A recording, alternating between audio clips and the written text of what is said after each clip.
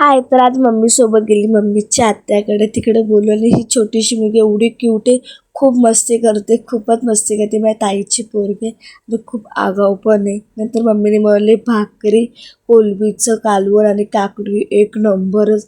नंतर आज शौनक बघा कसा रडतो तुम्हाला दाखवते. मुद्दामच रडतो.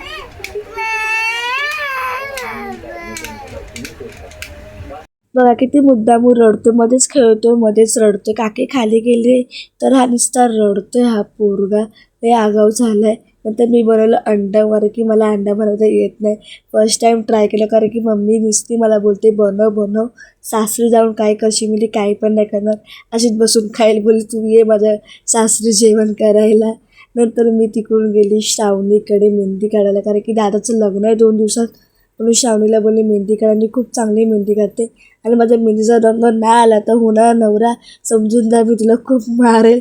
अजून झाला नाही, पण कोण पण असेल तो समजून जा. तर व्हिडिओला लाईक शेअर सबस्क्राईब.